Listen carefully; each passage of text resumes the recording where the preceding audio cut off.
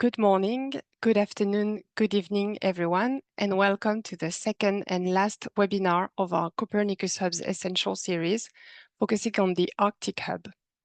My name is Marine, and I'm a Training and Capacity Development Officer at Mercator Ocean International, and I'll be your host for today.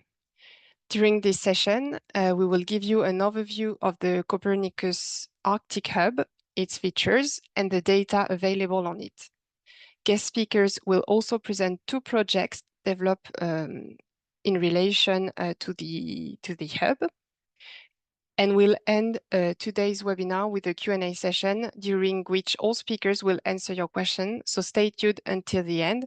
You will also get a demonstration of a project on the editor platform. By the end of this session, we hope you'll feel confident and well-equipped to start exploring and use the Copernicus Arctic Hub. Before we begin, let's quickly go over some house rules to make sure you enjoy this webinar to the fullest.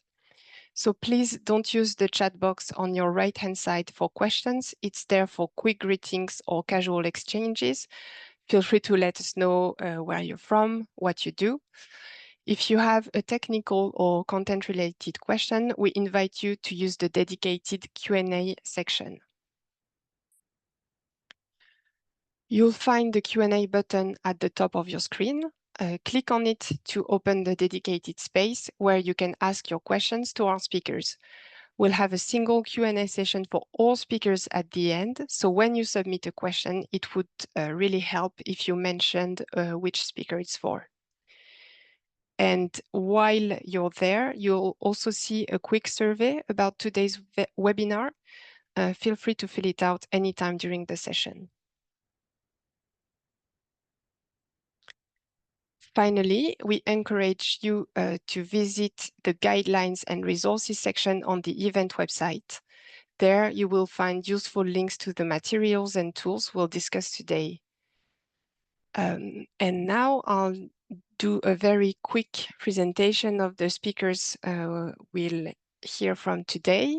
So we'll start the session with Muriel Lux from Mercator Ocean International. She will do an introduction to the Arctic Hub. Then Alexandre Borès will do a demonstration of the viewer. And then we'll hear from Øystein Godai from Arctic Passion and the Norwegian Meteorological Institute, and Mohamed Babiker from NERSC, who are both researchers and work on projects related to the Arctic.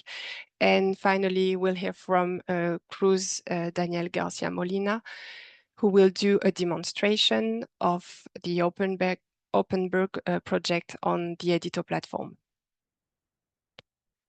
So we'll start with Muriel Lux with an introduction to the Arctic Hub. Muriel, are you with us?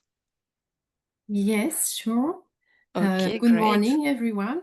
Thank you for joining us at this session about the Copernicus Arctic Hub. So I'm going to share my screen.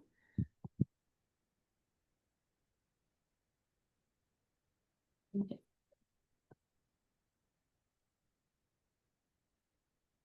Is this working well? It's loading. Yeah, we can see your screen. Okay, perfect. So I'm Muriel Lux from Mercator Ocean International. So I was in charge of implementing the Copernicus hubs in Mercator. So the Arctic Hub is one of them. So now I'm going to present you a bit of context and objective of the Copernicus Arctic Hub. Okay. Am I in presentation mode?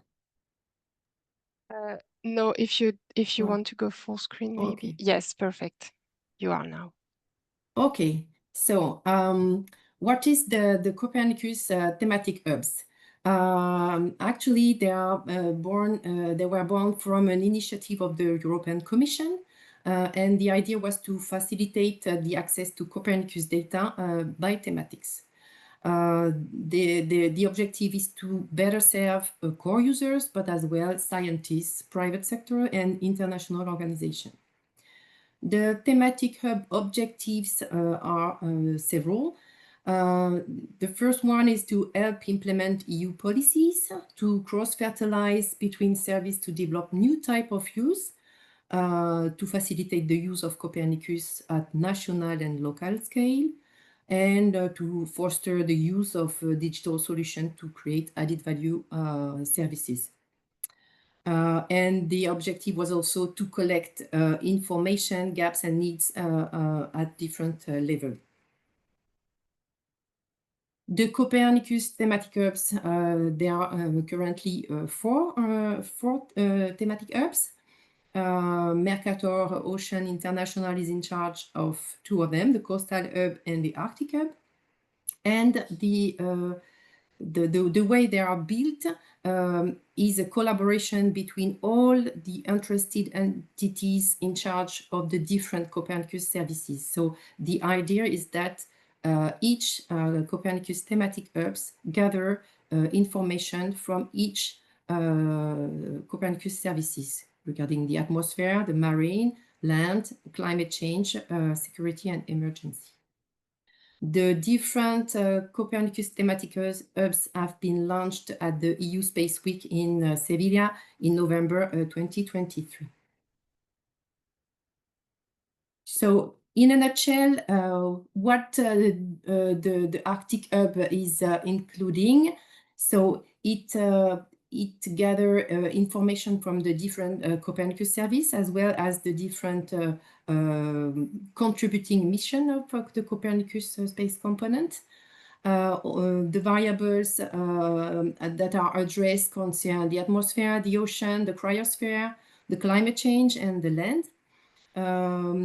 And for each of these big portfolio of the different Copernicus services, we propose in the Copernicus Arctic Hub a selection of fit-for-purpose data from the services and dedicated to the Arctic region. So the Copernicus Arctic Hub, in that way, is a new entry point to provide access to the Copernicus data. This is not a duplication of the different portal, but a new entry point. So when you look at the catalog, but you will have a demonstration just before my presentation, after my presentation, the catalog is composed of the product of the different Copernicus service which provide Arctic data.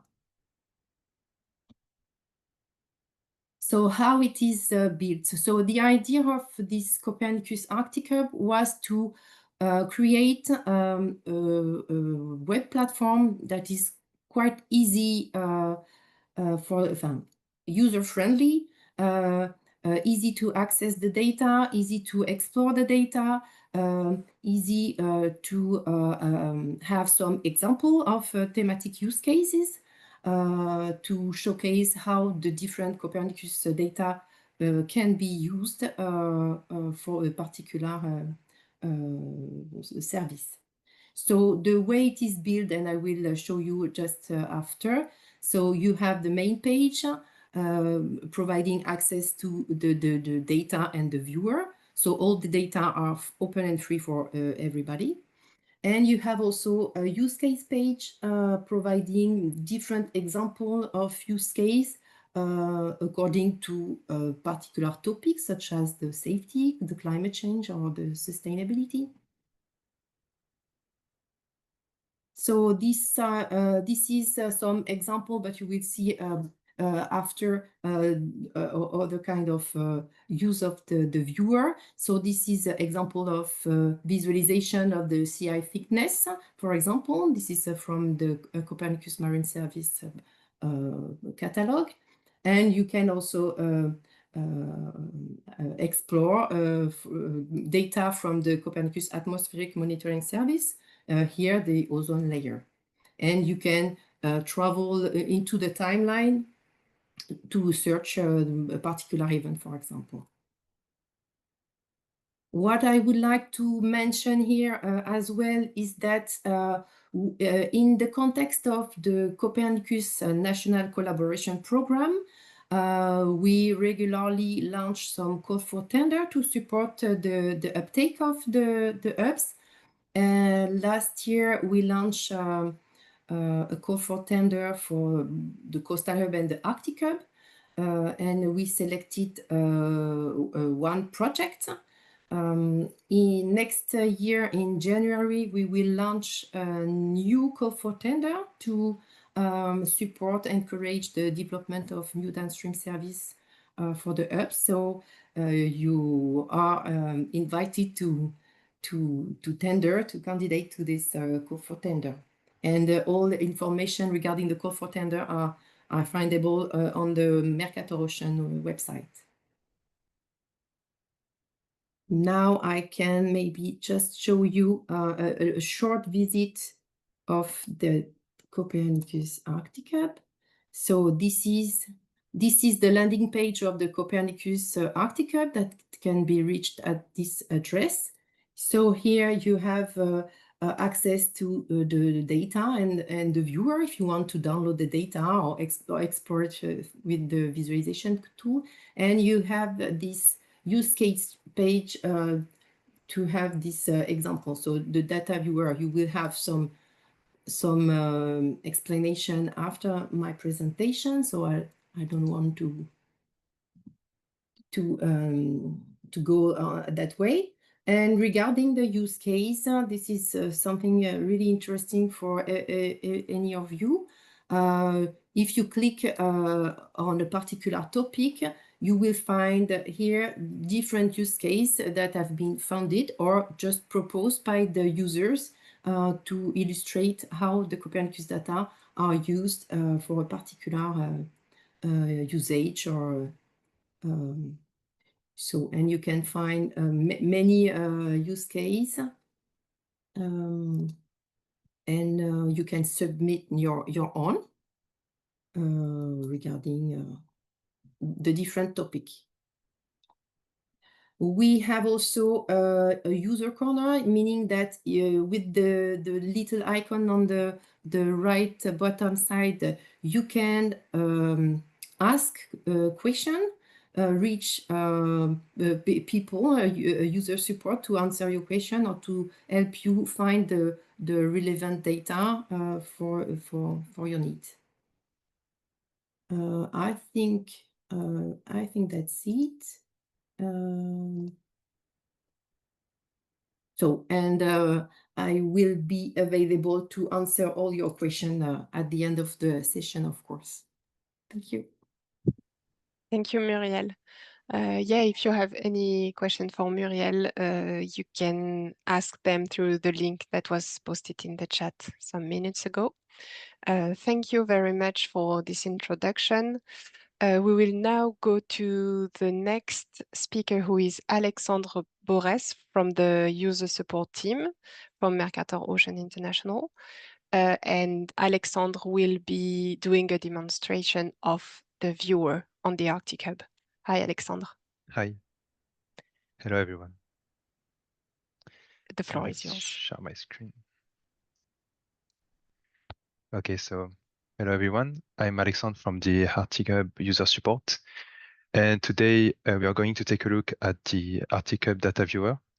I will show you how to search for the data you're interested in. We will see how to visualize the data and how to download it. And we will also go through the interface and the tools so you can get more comfortable using the platform. So let's meet on the homepage of the Arctic Hub that you can find at this URL, arctic.hub.copernicus.eu. And now let's navigate to the data viewer by clicking on Data and Viewer at the top right. From there, if it's the first time you meet this page, you will have one layer displayed by default, the ice area fraction. So here you can decide to hide or not the layer by clicking on the eye icon like this. So here is the data display on the viewer. You can choose to zoom in and zoom out by using your mouse scroll. But if you're on a laptop, you can use both fingers to slide up and down on your trackpad to zoom in and zoom out. Then you have a time bar at the bottom to change the date of the data displayed on the map. So for example, if I want to choose early 2024, I click right here. And same, you can zoom in and zoom out on the time bar to choose more precisely your date. And the data will be updated on the viewer. Then you can see that we are in a polar north projection, but you can change and using equatorial projection. But for our case, for this data, which is Arctic data, we will keep the polar north projection to better highlight the values. So now let's go to the Arctic Hub catalog. You can click the plus button next to layers right here. And here we are in the catalog. So on the right, you have all the datasets available, so more than 100. You can see that here is the name of a dataset. Here is the number of layers that you can display on the viewer. For example, you may see this eye icon that show you that this data is not viewable, but is still subsitable and downloadable. Then you have the star icon to add or not a layer to your favorites that you will find in your favorites. Then you have the thumbnail on the left that show you how the data looks like on the viewer or when you download it. And then you have a quick description of the dataset. On the left, you have all the features. The first one is the free text search. So you can search a dataset by using keywords, for example. Then you have your favorites, the Copernicus service. So here is 5 Copernicus service. Then you have the area and many tags. So for today, we will choose a Copernicus marine dataset with the tag ice. And here we have 9 datasets. And today we will choose this one, the Arctic Ocean sea and ice surface temperature. So we can see that there is 8 layers that can be displayed on the map. So let's click on details. Here we have the details page of the dataset. So we find the name of the dataset, the abstract. And for many of Copernicus Marine products, you will have a DOI link that redirect to the user manual and project manual of the data. This depends on the provider. Some projects, some datasets may not have those links. Then on the left, you have the thumbnail, temporal extent, latitude and longitude extent. Information like the dataset ID. This is very useful. For example, if you want to share with someone or with the support which dataset you are working with, you can share the dataset ID because this is more unique and we will better know which dataset you are using. Then you have the Copernicus service, the area, the time, and metadata. For those who are interested, you can access the WMS, WMTS with this button. These links allow you to integrate the dataset into external GIS like QGIS. So you can copy the link with those icons. And now let's click on Add to Map to add one of the layers on the map. So we will add the surface temperature in Kelvin to the map. So we click on this button, and then we can click on the cross or outside the window. And now let's just hide the default layers to only see our layer. I will just change the date to something. Yeah, this will update the data. So here we have the layer we have added, the unit, Kelvin, the date at which we display data. So if I change, you will see the date change right here. So this indicates which date we see on the viewer, the region, and the color bar. Now let's talk about the tools at the bottom right. So the first one is the projection we see before. So we will stay in polar north, but you can go in equatorial or polar south. Then you have the point tool. So it will display the coordinate of the selected point and open a panel showing time series graph of the available data at that location. So it's just a useful way to explore how the values evolve over time for a specific point on the map. And this feature is not available for all datasets. Then we have the measure tool to calculate the distance between a few points. Quick tip, you can press escape on your keyboard to remove the tool from your hand, like this. Then we have an important tool, the set AOI, so area of interest, to draw a bounding box on the viewer. This is very useful to the next step, which is the subset of our download. We will be able to use this bounding box to download data only in our area. So I will keep this bounding box right here near the Greenland. And then the settings button to show or not the base map, the coastline and the reference features, to change the units from kilometer to miles, for example. Same for area. And then you have the credits. Now let's talk about this button. So the first one is the log scale button to change and activate the log scale. Then we have the parameter button to configure the layer. We can change the opacity. It can be useful if you want to compare two datasets at once. So you can decrease the opacity. Then we can change the color map. So for this dataset, you can use the ice color map to better highlight the data. And then we have the min and max values. So this is useful if you want, for example, to focus on lower temperature. You can change right here the max value. And you can reset the values by clicking on the cross button on the right. Then we have the layer button to change which layer we want to display. So before we choose the surface temperature, but we can change from the 7 other layers right here. And the information button to go back to the detail page. And now let's talk about the subset and download button. So if we click on it, we will have access to all the parameters. So the parameters depend on the dataset and mainly on the providers. So for example, dataset from Copernicus land may have other parameters.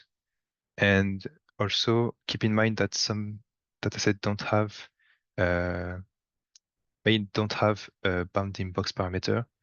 So it's not an issue. It depends only on the dataset. So the first one is the bounding box. So you can enter manually the coordinate of each orientation in decimal degrees, but you can also copy the area of interest from the map. So this will enter the coordinate of this area and it will enter automatically. So the next one is the variables parameter. As you can see, there is a red asterisk next to it. So this means that this parameter is mandatory.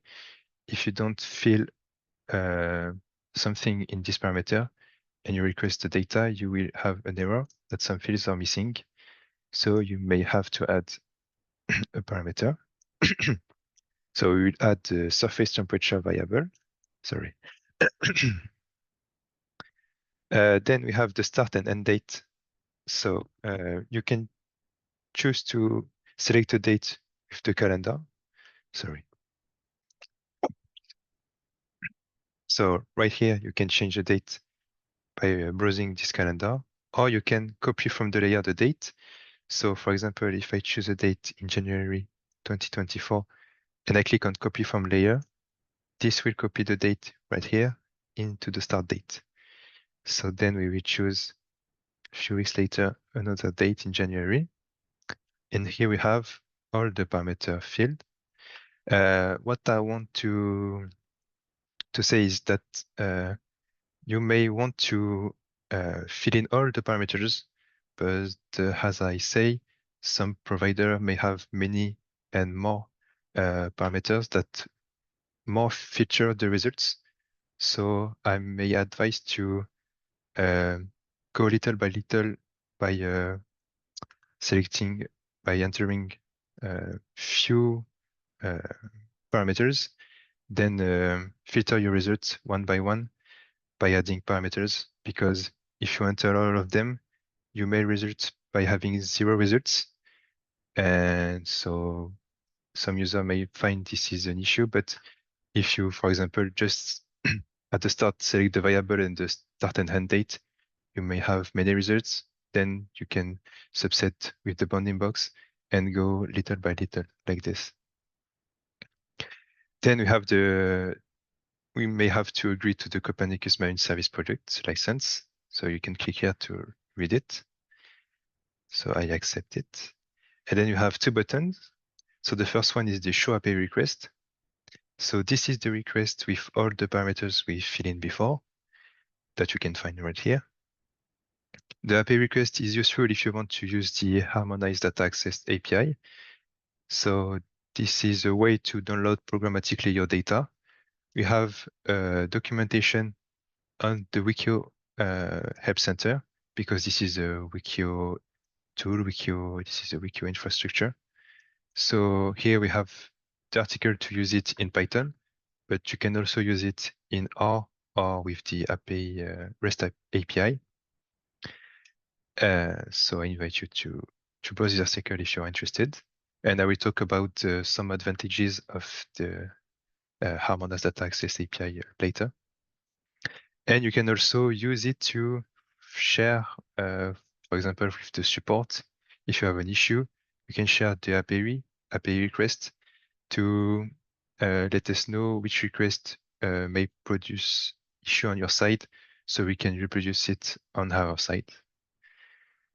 And now let's request our data. So we click on request data, and we will see at the bottom right a message that indicate that the request sent successfully. So once it's done, it's important to go to the jobs tab right here next to layers. And here we have all the jobs you have made. So the last one is the more recent one. So here is the name of the layer from which we made the subset, the data which we made it, the hour, and the status completed. Depending on the size of the request, you may have a running status. So here is completed. So the first button is to show the API request. This can be useful in this case to remember which request you have made. So if you don't remember, for example, all jobs, what may produce your results, you can click on the button to remember which dataset you use and the parameters. And then we have the folder icon to show the results. So here we have only one result. As this is a Copernicus Marine dataset, you may download an etcdf file. You can see here the name of the file, the date at which we download data. So if you remember, this is our start date. And then you have the size of the file. So to download the data, you will need first time to order the result. This may take seconds, sometimes minutes, but if it's too long, you may have an error at the bottom right. So don't hesitate to contact the user support if you have issues like this. And now you have the download icon to download locally the data on your computer. So this will open your browse files and you can download the data. Now I want to show you a case where we have many results. So here is a very big job download where I mainly don't filter the results, but sometimes as this is a Copernicus land dataset, the results are given by tiles and by dates, so we can quickly have many results. So this is a case where it can be useful to use the Harmonas Data Access API, because in the viewer, the only way is to order all of the results one by one and then download them with the icon. But with the Harmonas Data Access API, we can download programmatically all the data in a few command lines. So I invite you to browse the HDR documentation to learn how to use it. And I recommend to use Python, and also to use, you will see in the article, the Wikio with the tooltip, the Wikio Jupyter Hub, where many environments are created by default, where you can find the HDA library and also many other packages to analyze and manipulate data. So yeah, if you're interested, I don't hesitate to browse this article. And one last thing is the widget chat. So if you click on this button next to the jobs in this tab, you will open the widget chat. From there, you can search for articles in the article help center, and you can also browse all our articles. And you can also send us a message. So if you click here, you can ask the user support if you have question, issue. Don't hesitate to contact us. And that's it. Thank you very much for your attention. And if you have any question, I will be glad to answer. Thank you very much, Alexandre.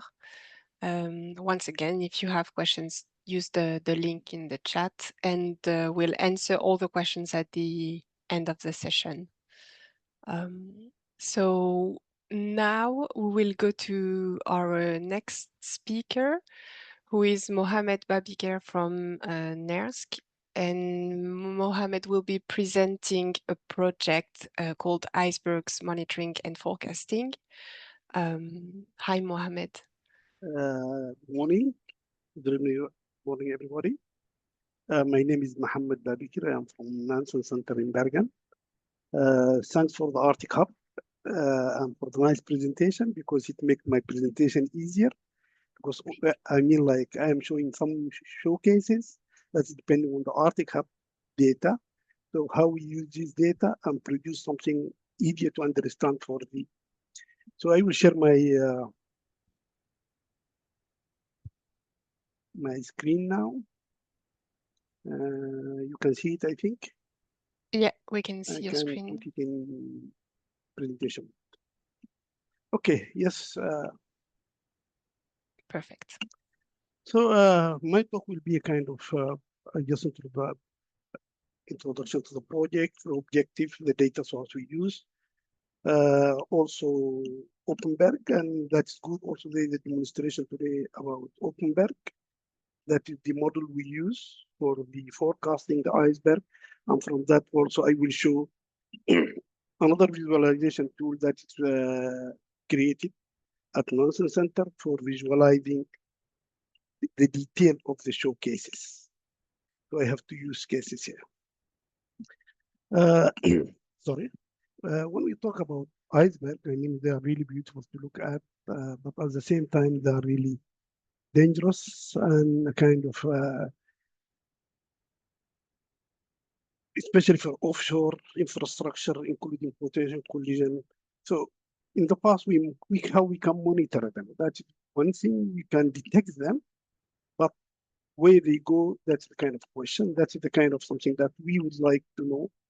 For most of the users of the Arctic that is doing work there, they would like to know where the iceberg goes, if there are any kind of threat or hazard for what they are doing there. Then we use also the model, Openberg. There will be a demonstration today about it. Then we combine different kind of data that is available. Most of it available in the Arctic Hub, or you will find it in other Copernicus stores. The objective, as we said, I mean, like from the beginning, that we would like to demonstrate some how we use the data from the Arctic Hub. We will use data from Copernicus, climate change services, and Copernicus marine services. We will use the Openberg model, and then we will produce maps or like trajectories for iceberg, forecast for the trajectory. We publish that. We publish it as a showcase in the Arctic Hub, but also we show the showcase in our portal. We call it Nansen, we call it Narval. The data, I mean, like our iceberg, if we are looking at iceberg, what are the main parameters that influencing how the iceberg will move? That is wind, current, and waves. I mean, this is all. And then also we have, this is the data that we use. Like we use open wind, ocean wind, we use ocean currents, we use waves, and also we use another product. I don't know if it's not, I don't think it's still not available directly in the Arctic Hub. That is the iceberg observation that is available in Copernicus Marine Services. But I think also the nice thing that the Arctic Hub is developing all the time is data. The Openberg is the Python software model developed by Nansen Center and Meteorological Institute in Norway as a part of the Aksberg project, designed for comparing various iceberg drift forecasting. The data used wind, wave, current, and the iceberg data, the initial data or seeding for the model. We have Narval. Narval, that is the Arctic Visual Laboratory from Nansen Center. Maybe I will stop sharing my screen now just to show how Narval looks. It is not, I mean, like the Arctic Hub, but here more like data produced locally at our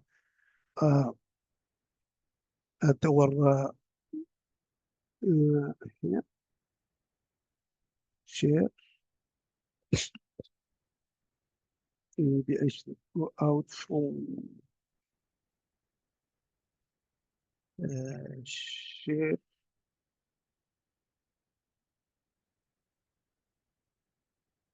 No, this one. You see it now? You see my screen? Yes, we see your screen. Okay, so this is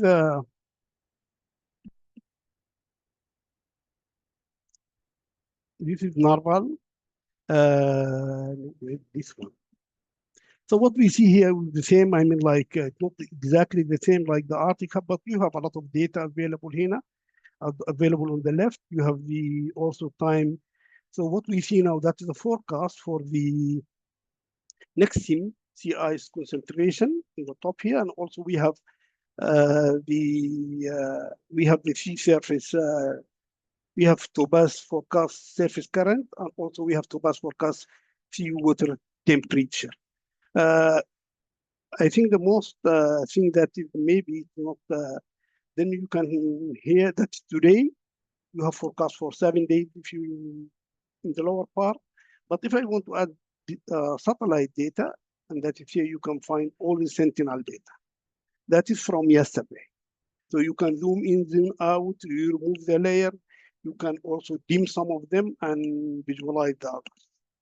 So this is what we used for presenting our showcases. I will show it how we present it in Narva. Now I will go back again to the presentation.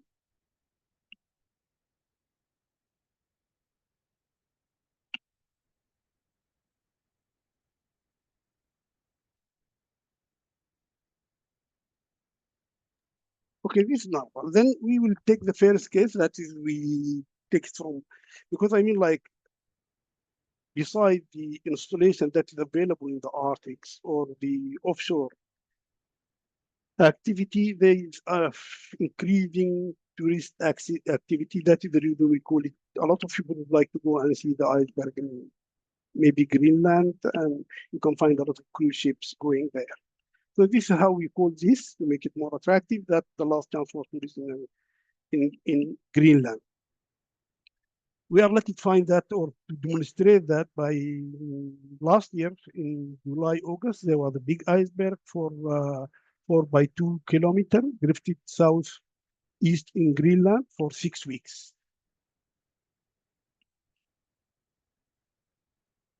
On the here how the iceberg is detected, that is through DMI, Danish Meteorological Institute.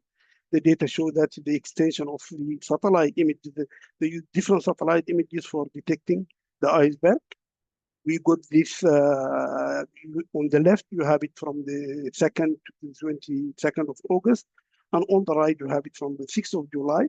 So it is, I mean, long track for observation only. What we did, we used use the, as I said, I mean, like this data from iceberg monitoring is available by the Copernicus Marine Services, and also we use the TOBAS 5, and then we use ARF 5 for wind forcing. I don't want to go in detail on that, but that is how you see the iceberg in the lower part. You have to define the location of it, how many number, because you can see the clouds instead of seeing one iceberg, and then also determine the time from when you start until when you will end the forecasting. You put the maximum parameter that is not easier to get from the iceberg, and then length, width, and draft and sail, if it's possible to get, because sometimes these kind of parameters are not easy to get, so you have to estimate according to, example, the size, you can estimate the draft and the sail. What we did also, I mean, like on the left, you see the different, the black trajectory, that's from observation. That's what I showed it in the previous slide. And then the blue line is the when we use wind and current, and the orange line when we use current only. On the right, you will see how the iceberg is, how the trajectory and how the iceberg moves from the beginning to the end. We can go again to see that on the how we presented that, because here you see the line, but here you can get to the how the, and then we share again to show it in Narval. This one. Sure. You can see it now? Yeah, we see a Okay. screen. And then you can see here, on the lower part, we have the 6, the starting, and then I can make a kind of animation. So if you go to Narval, you will see the satellite image that used for detecting the iceberg, and at the same time you see how the iceberg in both wind, current, and current alone, and so that is.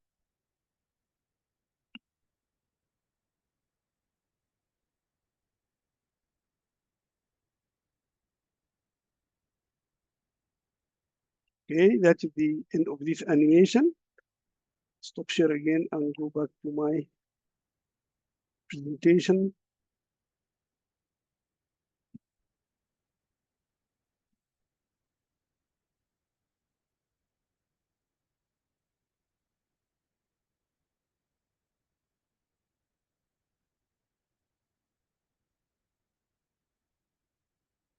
The other use case, we have it from Svalbard, and that is totally different kind of iceberg that you can. In Greenland, the iceberg are bigger, and they are like bigger in size, and they can drift for longer period. When we look at the parent sea, they are originated from several places: Svalbard, Franz Josef Land, and Somalia. The iceberg is drifting also in the same like south or southeast. So here the stockholder or the people who are dealing with that is the METNU, the ice service in Tromsø. Also, we got a lot of iceberg from the 16th to the 22nd of April, 2025. Number of iceberg, I mean, like the number is high. You can see it on the left. They are smaller. They are drifting inside the sea ice. We picked the longest one, the longest trajectory from observation. That is, you have it on the right-hand side. That is the 4 iceberg. We did the same using the Openberg. Okay, we used Toba 6 for the Arctic and sea ice data from the Arctic, also ocean sea ice analysis, wind forcing from R5, and wave. And the interesting thing here, the question is not like only way they go, because they are, I mean, like they are inside the sea ice, how they will drift. Then again, also we will show their drifting pattern in this. Here we simulate it for 70 days, because I mean, like we have only the observation, we have it for shorter period. We want, or when we talk to the user, I mean, they want to know where they go, first of all, and when they will get out from the sea ice. If they get out from the sea ice, how long they will survive before they melt. Again, I will go back to Narval.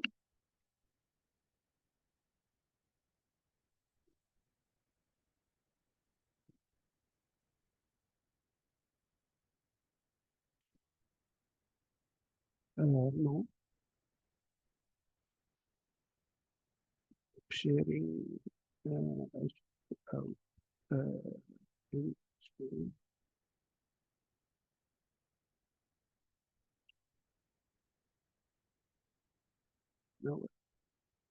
Sharing. Is that right?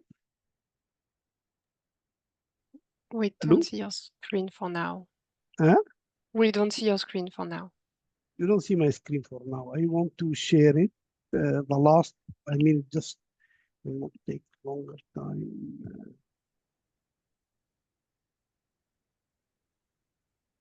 Okay, yeah, we see it now. Not this one. Not this one. Okay, sorry, not this one. Sharing.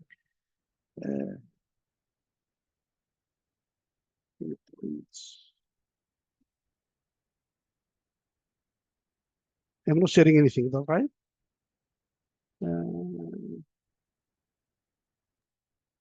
No, you're not sharing anything at the I moment. just need to show the last case. So with the sharing of that one.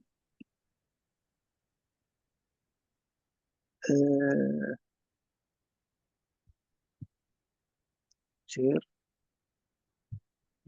This one. Share. Yeah, we see your screen here.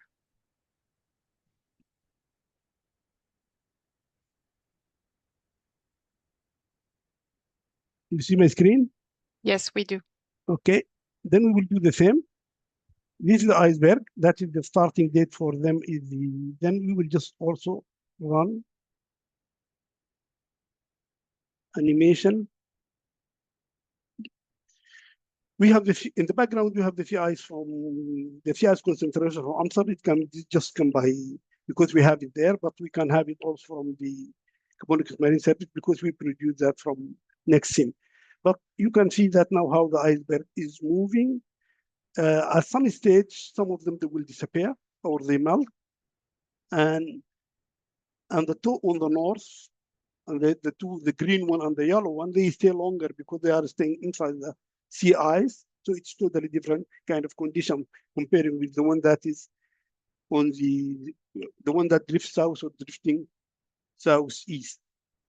So first one, the one that drifting southeast, the one that drifting south that will melt before the others, and and then it comes to the one that is in red that will melt after that, and at the end they will melt or they will towards the end or mid-June, so one of them now disappear totally or melt, I mean. And now they will come to the other one. So that's depending on the condition that they are drifting in.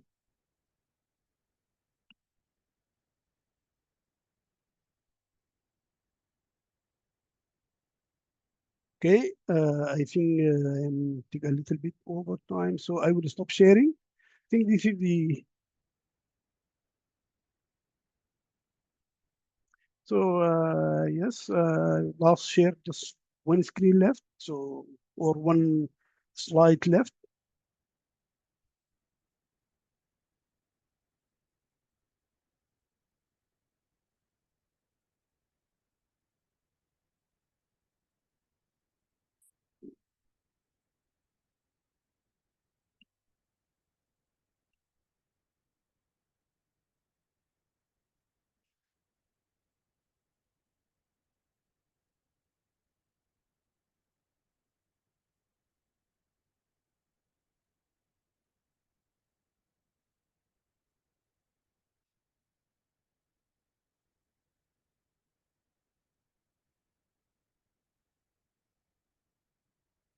Okay, then I just want to like show a thank you slide. And if you have any question, you are welcome to ask. And thank you very much. Thank you very much, Mohammed. So yeah, if you have any question, once again, you can ask them through the link in the chat, and we'll answer them at the end of the session, and we can go over some parts of this presentation again if you want. So now we will now go to our next speaker, who is Øystein Godøy from Arctic Passion and the Norwegian Meteorological Institute. And yeah, Øystein is going to present the Arctic Passion project. We can see your screen and we can see you, so the floor is yours. Thank you.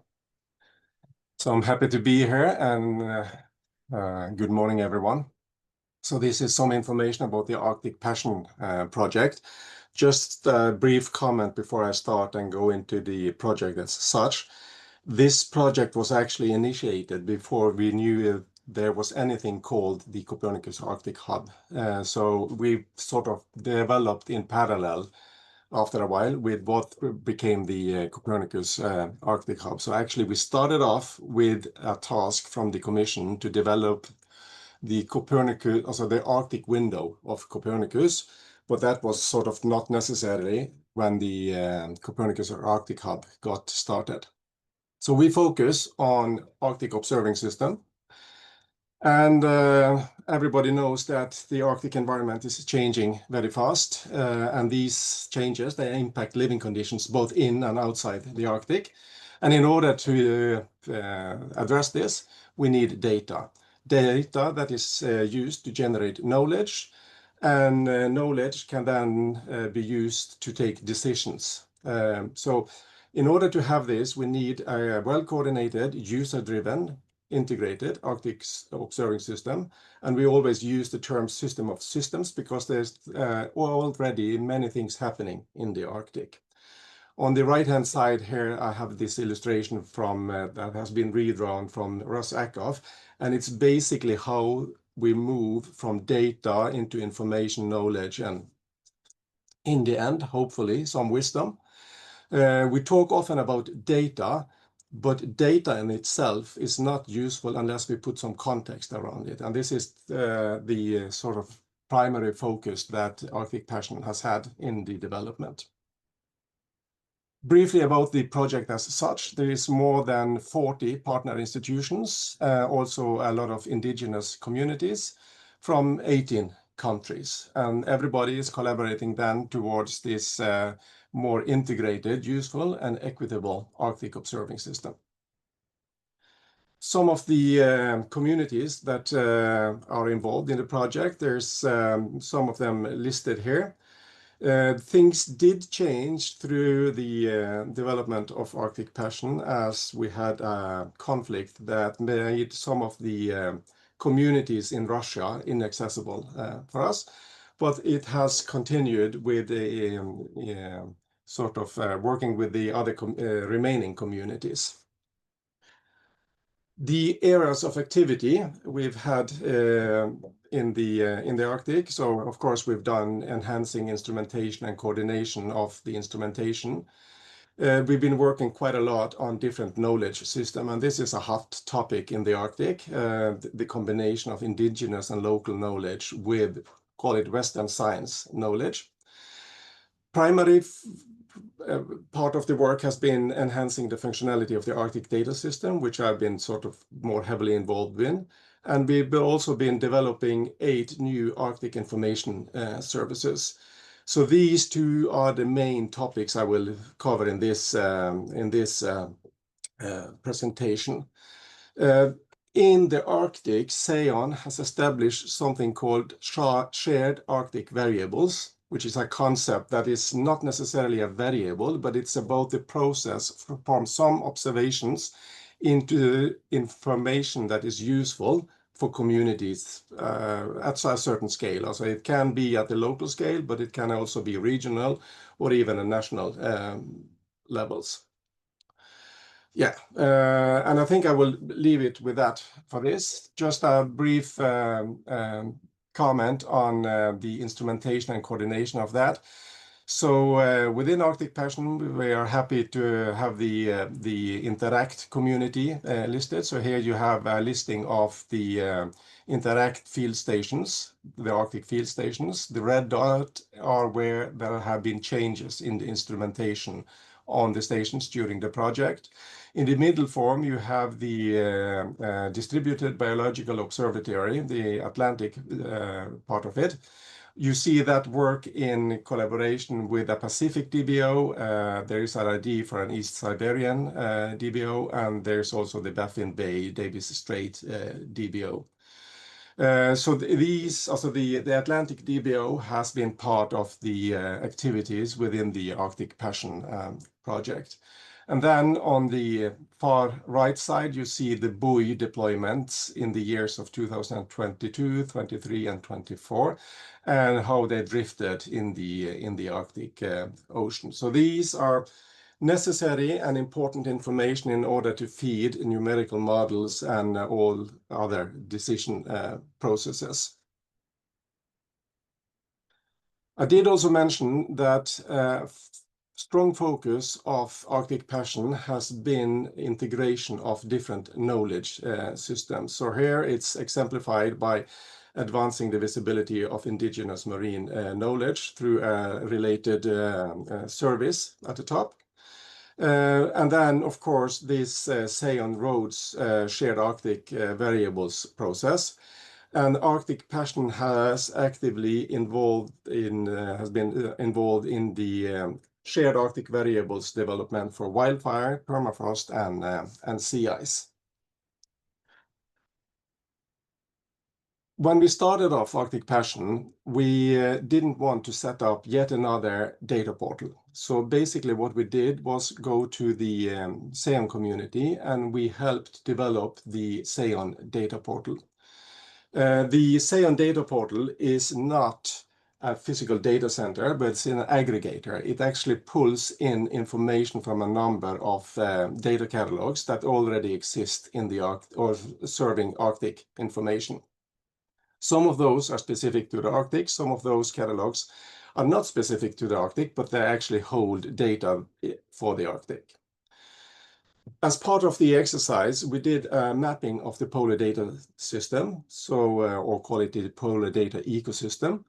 There are, in fact, more than 90 data centers that actually do hold data in the Arctic for the time being.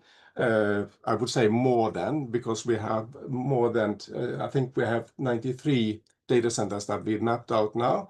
And then there are even more that do hold data, but does not consider, haven't reported into that survey that we did. So focus for the data management within the Arctic Passion has been fair data service provision. We've been working on transformation of data into standardized form to help people that do gather data to provide fair data at the output. We also focused quite a lot on long-term data preservation, which became much more pressing now that we got the budget reductions in the US, and some of the data sets are sort of disappearing or being harder to get access to. And I did say that we do run this SEON data portal. When it comes to the service we developed, there is this transformation service. It's started off as a service for meteorological data, but it can actually be used for many other types of data as well. There's just a screenshot of the web service here where you can actually upload your data if you have data in a comma-separated file or something else like that. You can convert it into a CFNet CDF that is self-contained and self-explainable, and then it's much easier to build services on top of the data downstream. When it comes to the services that we are operating, we have 8 pilot services that we've been developing. There's a map on the right-hand side here that you can find on the website for the Arctic Passion. And you can go from that map into some of the pilot services. Not all has a live or public interface yet, but they are in the process of getting that. So the pilot services in question here is the indigenous-led event database. So for oral histories, indigenous knowledge, and local and traditional knowledge. There's the permafrost change. It's state of the Arctic environment, which is sort of similar to the Copernicus Arctic Hub, but it's much more generalistic and public oriented than the Arctic Hub. So there's no data access in it or anything like that, but it's about visualizing the changes in the Arctic. We'll come a bit back to that. And then you have integrated fire risk management. There is a local atmospheric pollutant forecast, improving safety for shipping in the polar seas, and there's Arctic marine climate change, noise pollution, and impacts on marine living resources. And then there is the lake ice climate change and safety. Many of these, I think actually all of them, use some sort of Copernicus data, whether it's the Sentinel satellite imagery or it's actually model output or reanalysis information. And yeah, so the one I did want to mention a bit specifically here is the state of the Arctic environment. And in here you see some screenshots for some of the services. You have the air pollution. I don't know if you can see my cursor now, but Aurora, that's the air quality forecast. And then it's the shipping service on the right-hand side here. And it's the lake ice service down here. And up here is the state of the Arctic environment. So state of the Arctic environment here is actually a mechanism to combine, for example, Copernicus data. Here we have the information from the ERA 5 reanalysis. But you also combine it with indigenous knowledge. So you have themes in here. It's cryosphere, marine, terrestrial, and atmosphere. And in each of these, there are a number of data sets that you can combine and look at how they affect changes. For example, how sea ice can affect the reindeer population or the bow whale populations and things like that. So combination of biodiversity information and geophysical information. So it's focused on anomalies and not necessarily on the temporal evolution of the data sets. Arctic Passion has also been very active with policy support and sharing of the information and results that we find. There have been activities on policy briefs, which is kind of the more, call it Western or modern style of doing it. But there has also been like consultations and sharing circles with the indigenous communities. So it's been a wide span of the activities in the project as such. So that was my final slide. If you want to know more about Arctic Passion and look into the pilot services and things like that, there is the link to the website, and you can then find the pilot services through the website. Thank you.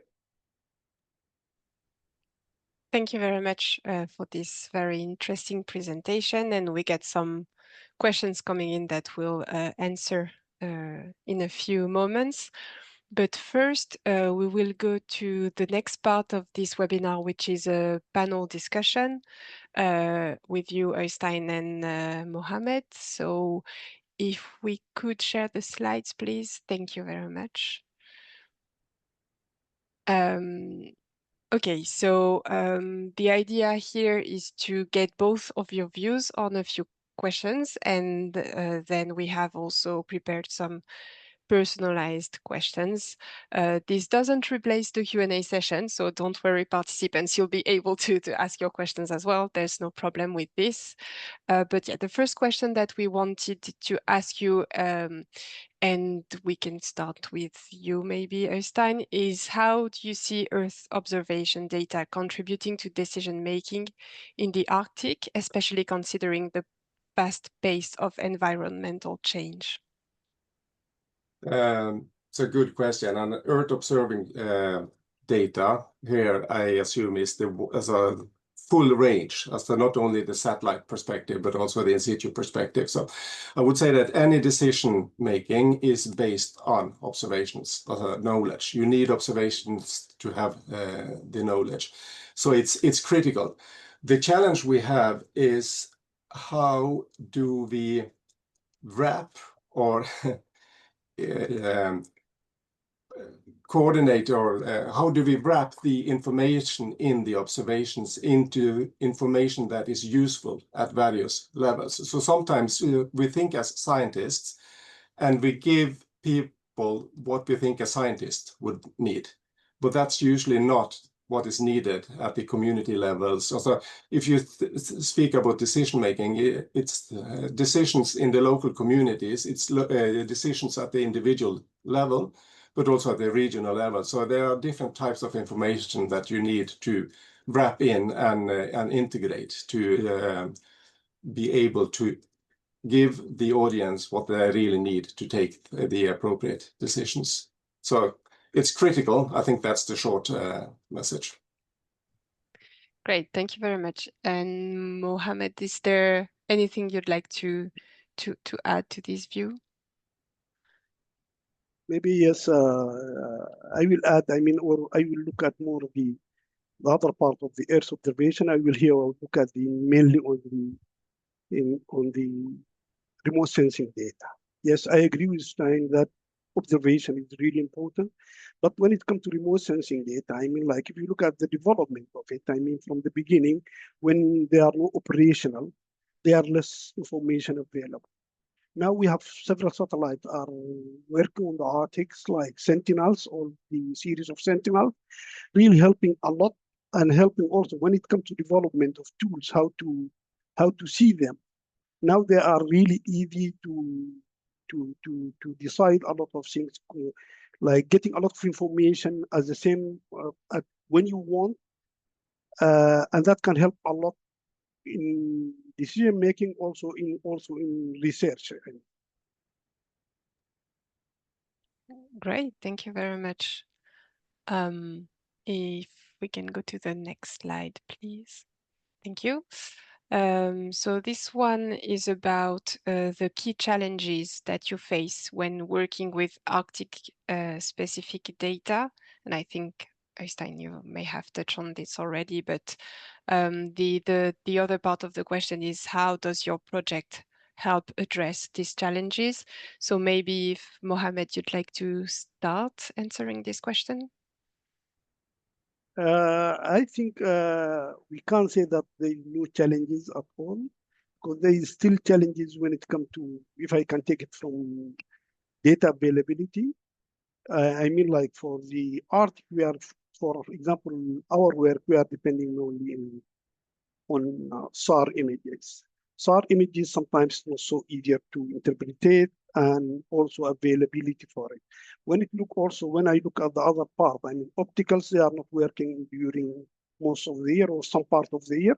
Only you have it during the summertime, and that's also depending on the cloud coverage of the.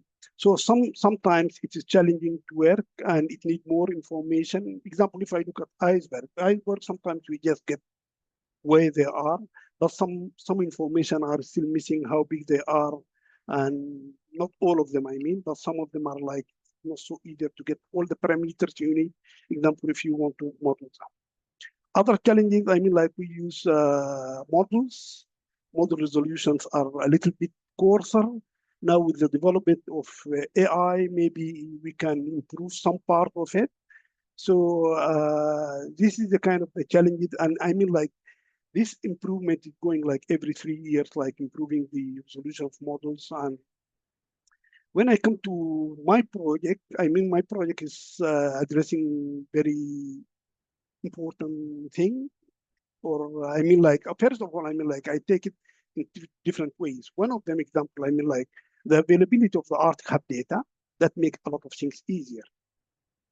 But how like monitoring iceberg, that's really important for many aspects. I mean, like environmental and also the hazard that they can produce in the Arctic water. Great. Thank you very much for this complete answer. And Øystein, is there anything that you'd like to add on this? Yeah, I think key challenges. The Arctic is underobserved. That's one thing. Other one is that the Arctic observations in the Arctic is primarily done by the research community. So they lack some coordination. So it's quite fragmented where you find the data. And those two challenges, Arctic Passion has tried to address it through collaborations and through integration of information into a unified data portal. So it's possible to do things, but it's still the challenge, and it won't be better in the future. The Arctic is under-observed, and satellites can help us to a certain extent, but they can't go below the surface. So they don't tell us what's happening in the Arctic Ocean, and that's key to the climate change in the future as well. So what's happening in the temperature under the sea ice, for example. And how do you envision this challenge to be addressed? Primarily through collaboration. So Europe can do some things, and Europe does things, for example, through Arctic Passion and the grants they put out. But Europe can't necessarily cover the full Arctic. We have a geopolitical situation that actually complicates things dramatically. It's good we have a good collaboration now with Canada on some parts, but we have large areas in the eastern part of the Arctic Ocean that we don't have many observations from. And we know that probably due to budget cuts, there will be less observations in the western part as well. So as a scientist, you can only do so much. You can talk with other people, but this is a political question. And I think people are aware of it and addressing it at the political level as well. Okay, well, great. Thank you very much. It's very interesting to get your views on this. So then this is a question for Mohammed, specifically on the icebergs monitoring and forecasting project that you've talked about. How does this project improve safety and decision-making in Arctic navigation? You've touched on this already, but if you want to add a few things. I think as you said, I said something in the presentation and also in answering the previous question concerning this. Previously, I mean, generally speaking, we have products that only show where the iceberg are, but it will not tell where the iceberg goes, and that is the kind of the most important thing for improving for decision making. If you are in a ship, you should know if there's some iceberg trajectories coming on that way, then you can decide where to go. That is what we hope for. And that is the reason, I mean, like the collaborators or the service provider for this project are mainly people who are working in the Arctic or people who are offering services in the Arctic. That is like the DMI and METNO. So that is my answer for this, how it will help decision making regarding shipping and installation in the Arctic. Good, thank you very much. And on the next slide, we've also prepared a question for Øystein. Could we go to the next slide, please? Thank you very much. And this one is about what does the concept of a system of systems mean in the context of Arctic observation, and what are its main benefits? First of all, what it means is that there are already a lot of observation and activities ongoing in the Arctic. You don't need to change what is actually working, but you need to put them together into a coordinated system. The benefit of that approach is that it has its challenges, but it also has the ability to respond quite quickly to necessary changes. Adding to that, it actually does also have a small steps approach towards the fully coordinated system at the end. So that if you ask someone to pay for development of a full-fledged observing system in the Arctic, you will probably break your back from a funding perspective. So having this small steps approach is a wise way of going onwards. But it's also integration across spheres. Also, don't think about meteorology, oceanography, and biology separately. We need the same observations. Often we observe the same components, but we have a slightly different language describing them. We have a slightly different way of documenting them, and we need to bring these parts together. So there are challenges, but there are also opportunities in this. And at least my hope is that technology can help us bridge the challenges in the long term. Great, yeah. I think there are a lot of new technologies that we talk a lot about, and I'm sure they will be used efficiently in the future, and they already are. So thank you very much for your views on this, for your presentations. It was very interesting, and we have already some questions from participants. If participants would like to also ask any other questions in relation to what we just discussed, don't hesitate to do so in the Q&A section of the website. So thank you once again, and we will now go to the next presentation, and which is actually the last from today.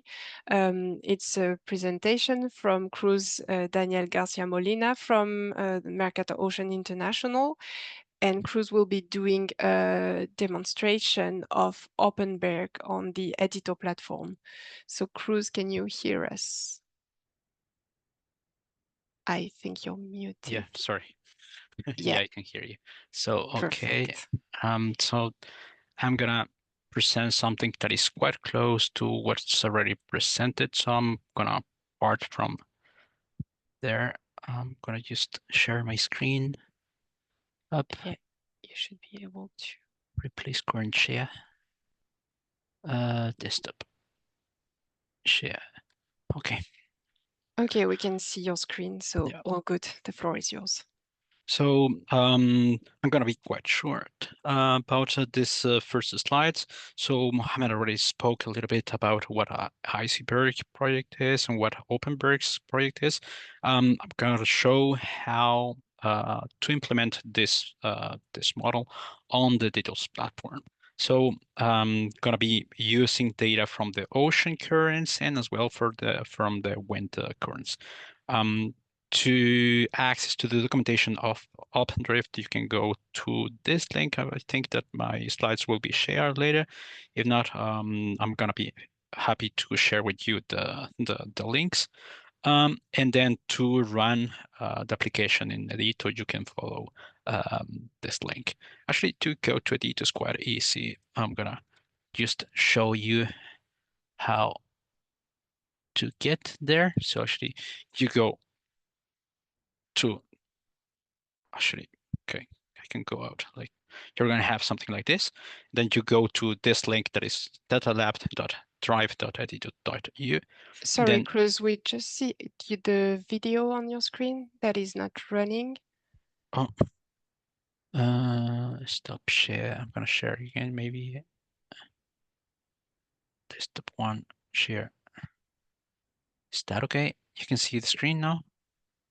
We see the video once again, same as we were seeing before. We shortly saw your browser, I think, but then it disappeared. So you might have to drag it again. Okay.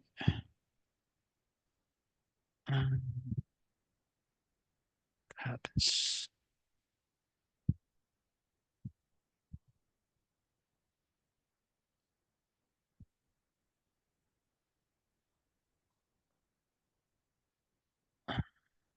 Okay, hold on, I'm gonna stop the share. I don't know what happened. Share.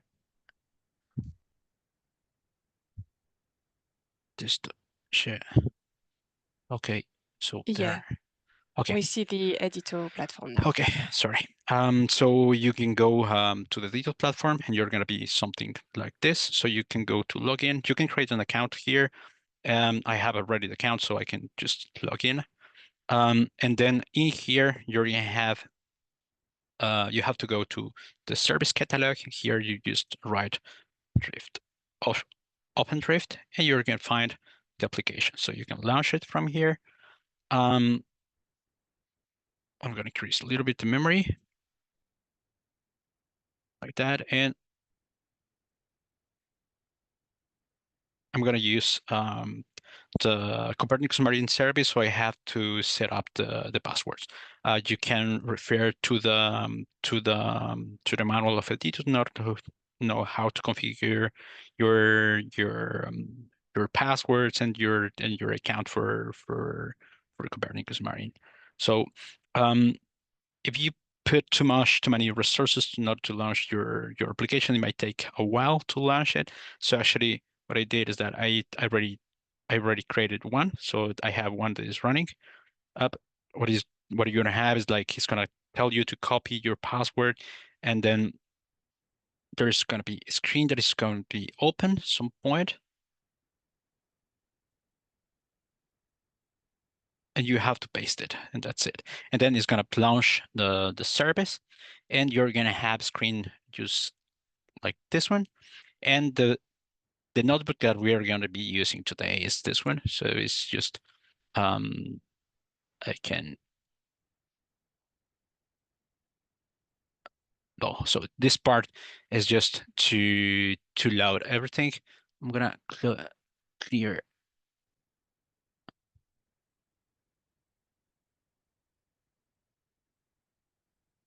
Okay, like that. Okay, so I'm just gonna run the first few in order to have something that is clean. So here we are just loading the environment, and here what we have is that we can see we are loading the Copernicus Marine Service in order to see the icebergs that was already presented by Alexander. So we collect the icebergs from here. We can set the date that we want to use in order to refer to the catalog. Here, what I'm doing is just downloading the catalog into the OpenDrift, and then here what I have is that I list the icebergs that we found. So actually we load the icebergs for the last month, more or less.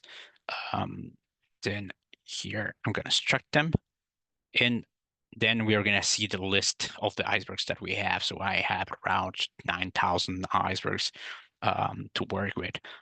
So of course there are a lot. So we cannot track all the icebergs, and we are going to be interested in only one or a few of the icebergs. So what we're going to do is like we're going to plot all these icebergs in a map, and then from there we can select one or a few of the icebergs that we're interested in to follow, and then after filtering them, we can track them. So the thing is that this thing might take a long. So what I have is that I have a video that shows how this thing works in order to speed it up a little. So of course I'm cutting up all the part that is loading all the loading time. So we are going to have a map like this one. We can click on it and then zoom in, zoom out in order to select the icebergs that we are interested. And then at the end, we can select here in this polygon in order to take one or a few icebergs to track later. So here I'm going to select this tool, and then I have used to draw around the iceberg that I'm interested, and then it's done. And then I pass to the next step. Here I select only that iceberg, but I think that it was a bit too much. So actually I took 2 icebergs instead of 1. Also here we have the possibility to show the coordinates of and the characteristics of the icebergs that we selected. And then we can proceed like that and then work with these icebergs, use like that, or we can as well select the coordinates of the icebergs by hand. So here I'm showing that we are using the currents for the ocean, that we are using a 3D simulation that it has the horizontal velocities for the ocean, and then the lower line is for the atmospheric forcing. So here, if we uncomment the seed from pandas, then we're going to be using what we got from the filtered GDF. And if not, we can comment this line and we can run it having the parameters explicitly like Mohammed was doing or he was presenting. Like that, we can see a little bit more what is in the input data for the seeding of tracking or icebergs. So we can set the duration of the simulation to 2 days by default, but we can change it to be, I don't know, 5 or 10 days, and then we can see what's the difference in between having 2 or 10 days. So one of the objectives, I'm going to speed up this a little bit. So here I'm just launching. Well, let's just launch the simulation for 2 days. Then it runs for a while, and then after a while, I can plot the results up. So here is going to be plotted, and then we can see the trajectory that is like the one that Mohammed was showing us before. And of course, for 2 days may be quite short. We can see that there are some icebergs that got to land, and the other ones, they are like kind of, we would say that seem to be not happening too much things, but we can change the duration of the simulation to be 10 days, and then I ran it again, and then of course for 10 days it took a while, so it took 25 minutes. I cut it up the simulation in order to here in the video in order to make it shorter. And so here I'm going to present what's happening for the 10 days, and you can see that we can see more interesting things after 10 days. There's many of the possible trajectories that are going to crash to land. Here I'm taking into account, of course, the size of the icebergs going down. So we took a distribution of different possible sizes, and then of course, not sizes in the term of surface, but how deep is the tip of the iceberg inside of the ocean. Thing is that we usually see the icebergs in the surface, but one of the things that we don't know is how deep is going to be the tip. So we have some uncertainty because of the lack of knowledge of these icebergs. And here we can see an animation showing how's the movement of these icebergs. Also in this Jupyter notebook, we have a configuration in which we're just also seeing the velocity plotted, so we can plot the velocity for the icebergs, and here we see an histogram of the velocities at every time for each of the possible trajectories. And then at the very end, I do a comparison with the fact that we don't include the deep current. So we used force with the surface currents and with the air, and we can see how the icebergs move. So actually we can see that there are some differences. So it takes some of the icebergs will crash to land anyway. For some of the trajectories crash to the land anyways, but also we can see that there's some chances to have the icebergs going farther than we would expect if we take into account the currents that are low and in deep. So yeah, I think this is pretty much it. If you have any questions, I'm gonna be happy to answer your questions, and I can, of course, we can run the now you can see that here is loaded, so we can run it from here and then see what's happening. Yeah. Thank you very much, Cruz. It was very interesting. And if you want to access the notebook that Cruz shared today, we added the link in the chat, so don't hesitate to check it. Do you also want to say maybe a few words about the editor platform? Because I'm not sure all participants here today know exactly what this is. Yeah, the Editor platform is an environment in which we can launch several services or products to test. That's not only for Jupyter notebooks, but we can run different kind of applications in Python or other infrastructures. And then you can set up your experiments and run it and make it public to run applications behind. And to share experiments or data, just like we are doing now. One of the advantages is that we can download data from Copernicus Marine, for example, and then we can run tests using data in lifetime and sharing quite easily some of the stuff. There is a team in Mercator Ocean. There is developing the Dito platform. So also you can ask them more detailed questions about what the platform it is by itself. To be honest, I'm more an user than developer in the Vitos platform. Okay, great. Thank you very much. And if you click on the link that we shared on the chat, you will have to create an account first on the platform.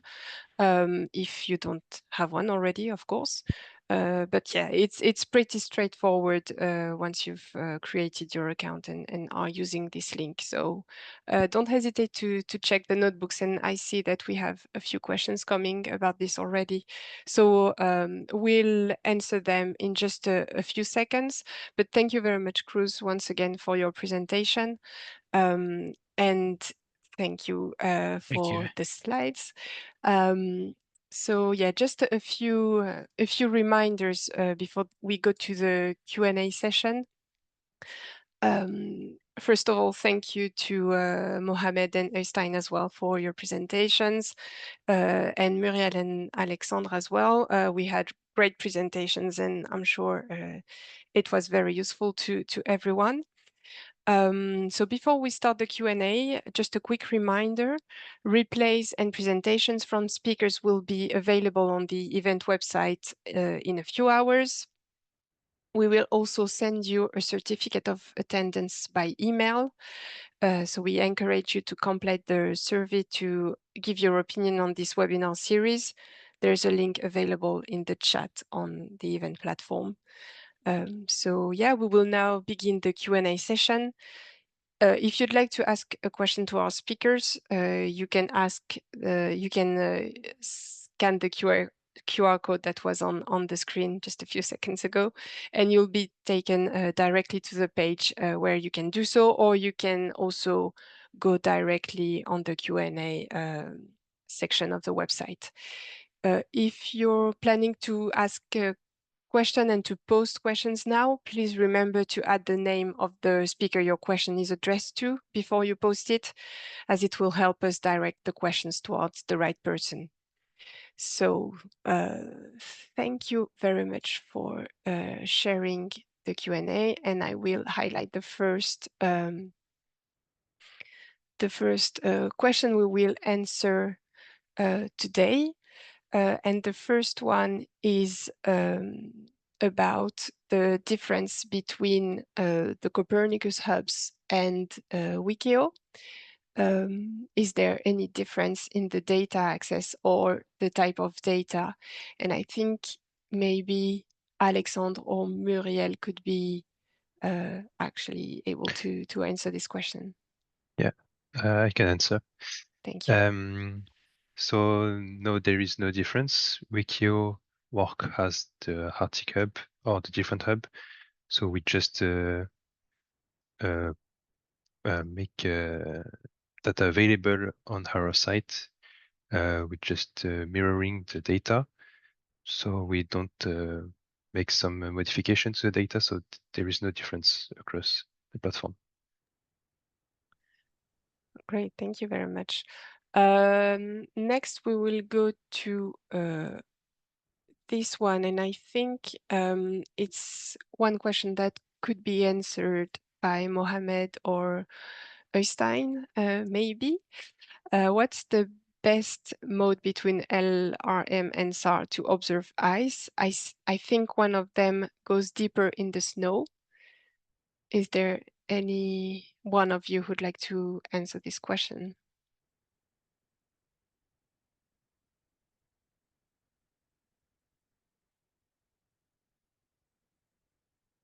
Do we have...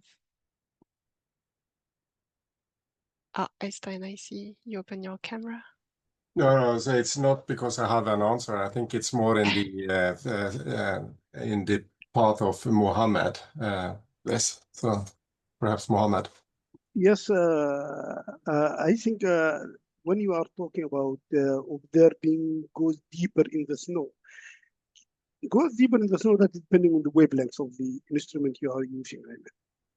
For SAR, if you are using, example, the C1 is a little bit more giving observation from the surface.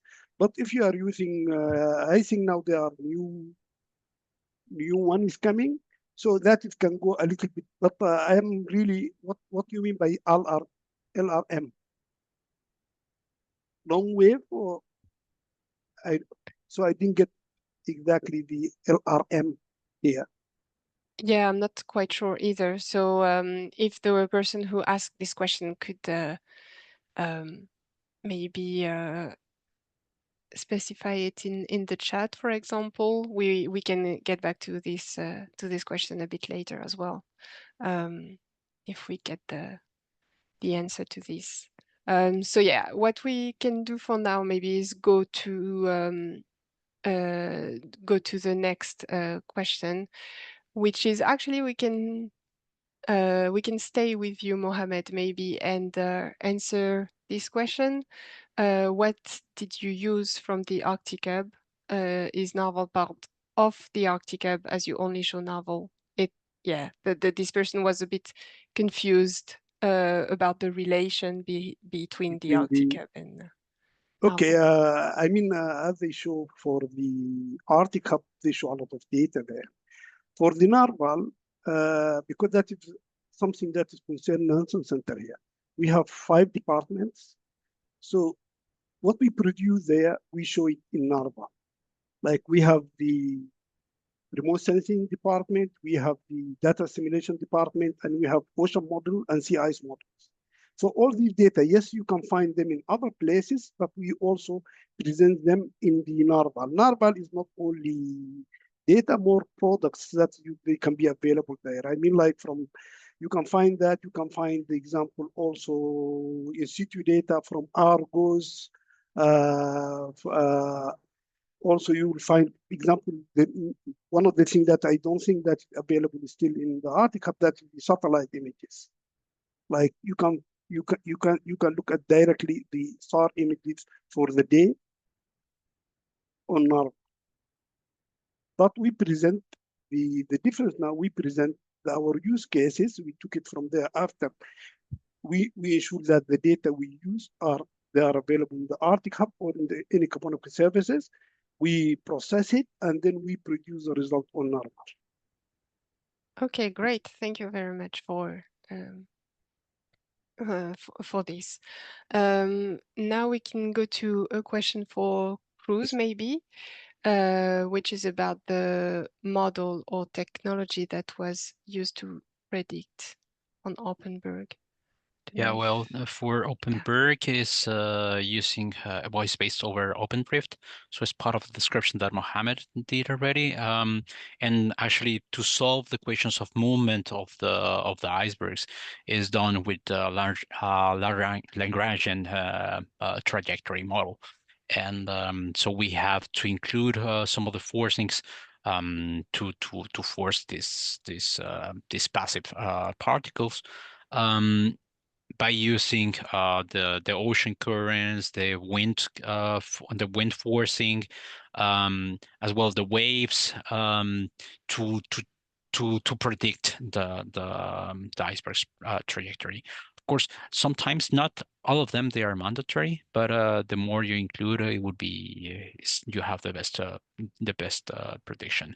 The ones that are mandatory, at least in my case, it was the wind forcing and the currents forcing. Great, thank you very much. So now we could go to maybe this question. This person is interested in understanding the techniques and instruments used for observing and forecasting overall activity, which is not really something that we've discussed today. Could you provide information on the methodologies employed to predict this phenomenon? I don't know if anyone here has any expertise in this topic, and if anyone would like to say a few words about this.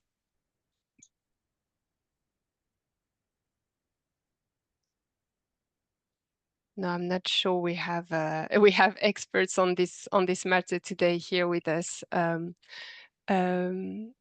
I guess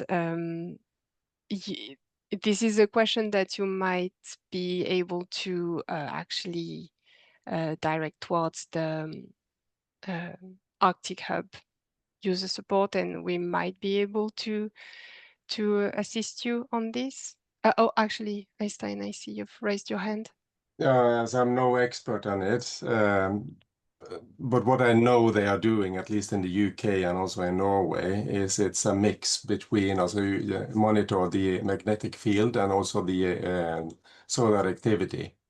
But I would actually then go and check on these sites. As in Norway, there's no public site yet on it, but in the UK, I think it's managed by the UK Met Office, and they have a service for this. There are more and more services coming on this, in particular for the forecasting part, since it has a great effect on the sort of infrastructure we are using. Okay, well, thank you for this. And yeah, if you'd like any more information, feel free to maybe direct your questions towards the user support as well. And now we will go to this question that maybe Muriel, you might want to say a few words on this. How to access the other hubs, climate or atmosphere? Are they launched or not yet? And I think there's some precisions to add on this. Yes, thank you, Marine. I'm not sure to understand well the question. Actually, if you mean by other hubs information regarding climate and atmosphere, actually the Arctic Hub is providing access to information from the climate service and from the atmosphere service. So if you mean the other thematic hubs, meaning you mean the thematic hub for energy and for health, ocean health hub that are in charge of the climate and atmospheric service, they are already launched, but they are not talking about the Arctic. So maybe there is a bit of a confusion regarding the climate and atmospheric data, because the Arctic Hub is providing access to all data from the different Copernicus services. Thank you. Actually, we can go now to this question, which is directed towards Cruz, I think. Why is Openberg running on Edito? Is it open to everyone now? And I guess there's also a question about, is it possible to run this on Google Colab? And I can see that an answer was added to the chat on this, but if Cruz, you can say a few words about this as well. Yes, so for why running it on Edito is because, well, it's open to everyone, so everyone can use it.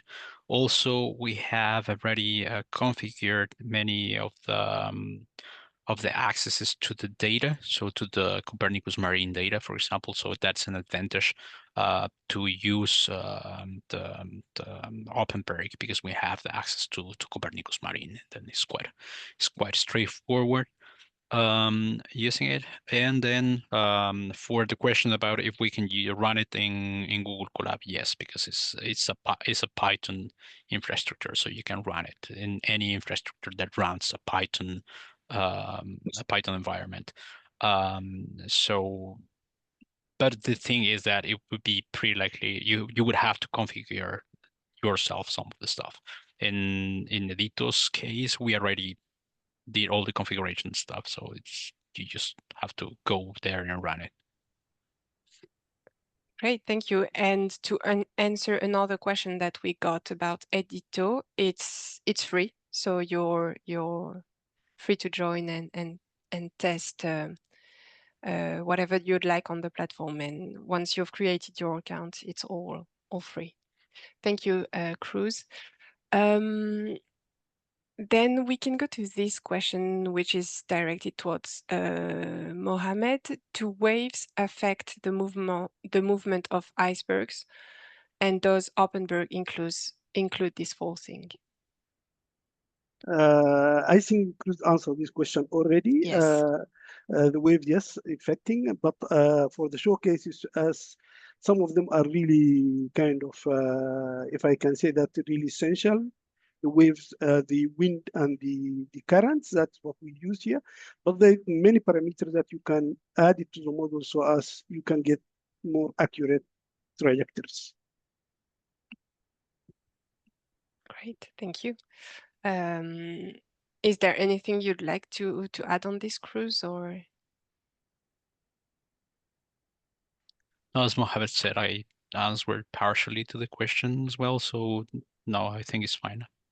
Okay, great. So we can actually stay with you because we have another question for you, Cruz. Do you use any machine learning model or DL model to predict Openberg?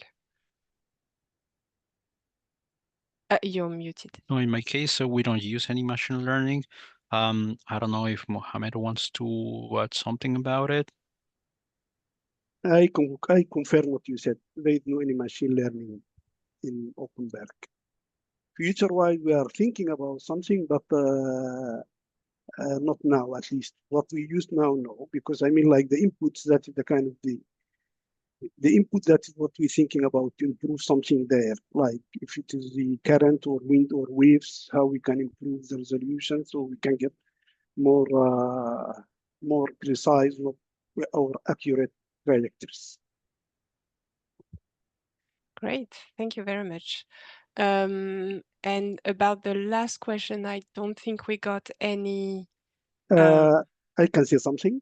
I mean, generally speaking, I mean, because I think it's changed now from snow, but for SAR you have several, depending on the wavelengths and the spatial resolution. How do you, I mean, they are varying, like if you have C band or X band or L band or B band. So all these can influence how we look or how to observe the ice when it comes to recognizing the different type of ice, the depth, because that all depend on this factor that is let us know which one is.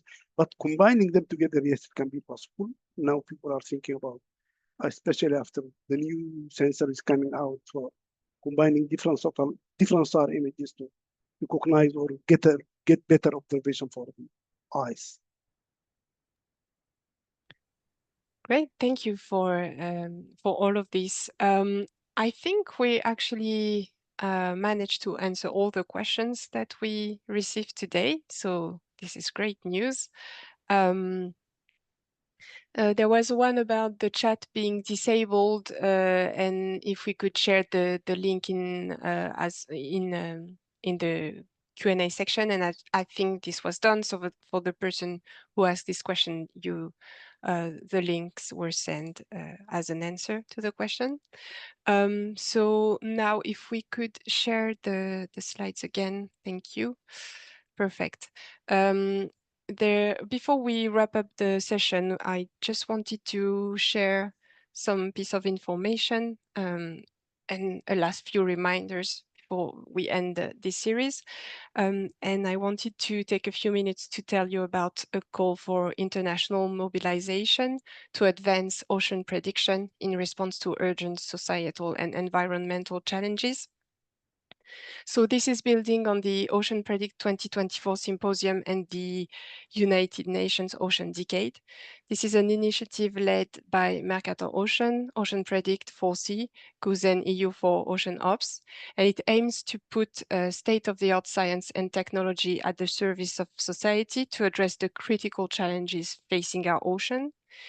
Some of the ocean prediction challenges identified through this call are to advance the prediction of polar and coastal areas, develop further marine pollution modeling, harness innovations like AI and digital twins to enhance the interaction between ocean prediction centers and user communities, amongst many other challenges identified. So we invite you to read this call to action, and if you support it, you can sign the document directly using the QR code on your screen. And you'll also find the full text via the link that we'll be posting in the chat to explore the call in more detail. Then next slide, please. Just one last reminder about replays and the poll for this session. You'll find both of these links on the event website through the menu at the top of the page. And we will also send you an email to let you know when the replay is available and the link to the poll about today's webinar. And the last reminder for today is to stay on the lookout for the next call for tender for the National Collaboration Program. It's aiming at developing downstream applications of Copernicus hubs. So if you'd like to be a part of it, remember to check the call for tender section on the Mercator Option website from January 2026. And this is where we'll be ending the session. So if you want to stay updated about the next events happening on either the Coastal Hub, the Arctic Hub, or the Copernicus Marine Service, you can stay up to date by going directly on this platform and either on the news and events part or the events part on the Copernicus Marine Service website, where you'll find all the information about the upcoming events and webinars. So I just wanted to say thank you one last time to all the speakers for today's presentations and for answering all the questions that you had. Thank you also to all the participants for today. We hope this session was useful and that you learned some new things and that you now feel more confident to start using the Coastal Hub and the Arctic Hub. So once again, thank you for your presence today, and we will see you at the next webinar. Have a good day, everyone.